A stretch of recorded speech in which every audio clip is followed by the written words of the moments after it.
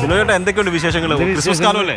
Christmas പൊളിക്കാനുള്ള പരിപാടിയാണ്, സ്റ്റാർട്ടായി പരിപാടികളൊക്കെ. നിങ്ങൾ അങ്കമാലിക്കാരാണ് ഈ ക്രിസ്മസ് കുറച്ച് കൂടുതലായിട്ട് ആഘോഷിക്കുന്നത് കേട്ടുള്ളത്. എല്ലാവരും ക്രിസ്മസ് ആഘോഷിക്കുന്ന ആൾക്കാരാണ്, നമ്മൾ കുറച്ച് കൂടുതൽ ആഘോഷിക്കുന്നത്. അപ്പൊ നിങ്ങളെ ഈ അങ്കമാലിയെ കുറിച്ച് പറയുമ്പോഴേ നമുക്ക് ആദ്യം വരുന്നത് എന്താ, ഈ പോർക്ക് കറിയെ കുറിച്ചാണ് ആദ്യം ഓർമ്മ വരുന്നത്. പോർക്ക് ഇവിടുത്തെ ഒരു മെയിൻ സ്പെഷ്യലാണ്. പോർക്കും കൂർക്ക, പിന്നെ അങ്കമാലി മാങ്ങക്കറി, ഇതൊക്കെ നമ്മൾ പറഞ്ഞോണം പുറത്തുനിന്ന്. ഇതും അങ്കമാലിയുടെ ഒരു ക്രിസ്മസ് ന്യൂ ഇയർ ബമ്പർ. അങ്കമാലിയിലെ നമുക്ക് ഏറ്റവും സ്പെഷ്യൽ അങ്കമാലി പോർക്ക് കറി ഇവിടുത്തെ സ്പെഷ്യലാണ്. ഇത് നമ്മുടെ ചെറിയ കട, ഈ കടയിൽ വെച്ചിട്ട് നമ്മൾ അപ്പാനി രവി നമ്മുടെ ബോംബർ ചെയ്യുന്ന കടയില്ലേ, ആ കടയിൽ നിന്ന് തന്നെ നമുക്ക് വാങ്ങിക്കാം.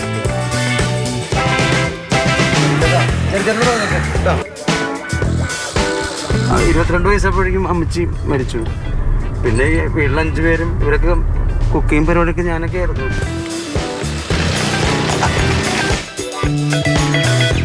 ഞാൻ പറഞ്ഞ നമ്മുടെ അനിയൻ വാമച്ചി. ഇത് നമ്മുടെ വിനോദൻ ആഘോഷം. ഞാൻ തന്നെ നിന്ന് സെറ്റാക്കാന്ന് വെച്ചിട്ടാ, സഹായിക്കണം വിനോദ. വെണ്ടയ്ക്ക, തക്കാളി, ക്യാരറ്റ്, ബീറ്റ്റൂട്ട്, കോവയ്ക്ക, വെള്ളരി, നെല്ലിക്ക, ഉപ്പ്, സവോള, നറുവെണ്ണ ചേർത്ത് കുരുമുളകരിവുള്ള സലാഡ് അടിപൊളിയ, അതുകൂട്ടി അടിക്കുവാൻ അടിപൊളിയാ. ഈ പാട്ടൊക്കെ എവിടുന്നാ പഠിച്ചേ? പാട്ടൊന്നും പഠിച്ചിട്ടില്ലേ, നമ്മുടെ പണ്ടത്തെ അപ്പച്ചന്മാര് ഈ ബാർ ഏരിയയിലുള്ള വീടൊക്കെ. അപ്പൊ അവിടെ കുഞ്ഞു പ്രായം തുടങ്ങി പോക്കൊക്കെ ഉണ്ട്. അപ്പൊ അവിടെ നിന്ന് കേൾക്കണ ഓരോ പാട്ടുകളൊക്കെ നമ്മള് ഇപ്പോൾ ഉള്ള മൂടനുസരിച്ചിട്ട് നമ്മുടെ രീതിയിൽ അങ്ങോട്ട് പാടണം. പിന്നല്ല നമ്മുടെ ഇവിടെ ചായക്കടക്കാരാ നിന്റെ ചായയില് മധുരമില്ല, പിറന്നാളുമ്പോ ചോദിപ്പോ ചായക്കടക്കാരാ ചായയൊന്നു വേണം, കഴിക്കാനൊന്നും വേണ്ട, അങ്ങനത്തെ മൂട് ഓരോ ഏരിയയിലുണ്ടാവും ഇങ്ങനത്തെ പാട്ടുകളൊക്കെ. ഉരുളി ചൂടായി. അപ്പോൾ ഇനി നമുക്ക് ഈ പറഞ്ഞ മല്ലിയും മുളകും ഈ മഞ്ഞൾപ്പൊടി കൂടി നമുക്കിട്ടൊന്ന് മൂപ്പിക്കാം.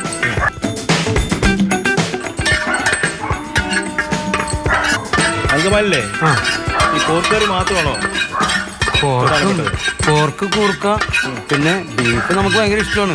അതുകൊണ്ട് എസ്പെഷ്യലി ഇതേ മാങ്ങക്കറിയും അങ്കമാലി ഊണും ഇപ്പോൾ ഭയങ്കര ഫേമസ് ആണ്. ആക്ച്വലി നമ്മൾ പണ്ട് തുടങ്ങിയ കല്യാണത്തിനൊക്കെ ഇത് തന്നെയുള്ള പരിപാടി. ഇപ്പം അത്യാവശ്യം മൂത്തിട്ടുണ്ട്.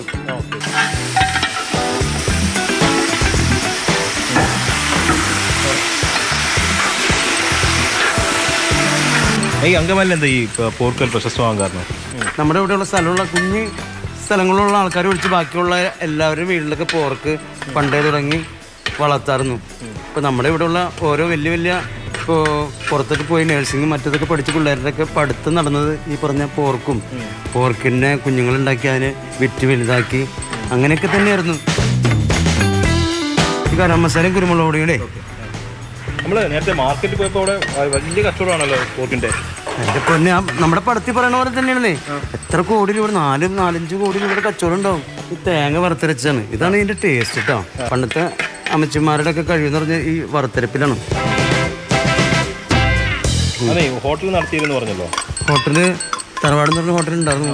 ചിക്കൻ ഒലത്തിൻ്റെ സ്പെഷ്യലായിരുന്നു. അത് തിന്നാൻ വേണ്ടിയാണ് ലിജോ ജോസും ഇവരൊക്കെ ആ സമയങ്ങളിൽ എപ്പോഴും വന്നുകൊണ്ടിരുന്നതും. നല്ല ഫുഡ് കൊടുത്താൽ എന്നായാലും അതിനുള്ളൊരു അനുഗ്രഹം ദൈവത്തിന് ഉണ്ടാവുന്നേ. നമുക്ക് ആ ഹോട്ടലിൽ നിന്ന് വലിയ ലാഭമൊന്നും ഉണ്ടായിരുന്നില്ല. പക്ഷേ ദൈവം വേറൊരു മാർഗം തന്നു. നമ്മളിപ്പോൾ സിനിമ പരിപാടികളൊക്കെ ആയിട്ട് പോകുന്നു. അതാ പറയണേ, ഭക്ഷണം കൊടുക്കുമ്പോൾ അത് മനസ്സറിഞ്ഞ് കൊടുക്കണം എന്നുള്ളതാണ്. ഉള്ളതുപോലെ അടിപൊളിയാവട്ടെ എന്ന് വിചാരിക്കും. താത്തിക്കൊയ്യടി താളത്തിക്കൊയ്യടി നീലത്താമര പെണ്ണാളെ, നീട്ടിക്കൊയ്യടി നീളത്തിക്കൊയ്യടി നീലത്താമര പെണ്ണാളെ, ഇന്നെന്താ പെണ്ണിനൊരീണമില്ലാത്തേ, ഇന്നെന്താ പെണ്ണൊരു പാട്ടുപാടാത്തേ, ചാന്തു വേണു കരിവള വേണു പൂപോലുള്ള മാരനെ വേണു, ചാന്തു വേണു കരിവള വേണു പൂപോലുള്ള മാരനെ വേണു. അപ്പം പോർക്കായി ഇനി മാക്കറിയായി, ഇനിയിപ്പോൾ ആഘോഷിക്കുക. അതെ അതെ അതെ. ഏതായാലും ഇന്ന് 2 അടിക്കും. അത് ചാനലാണെങ്കിലും പറയാണ്, 2 വൈകുന്നേരം അടിക്കും കേട്ടോ.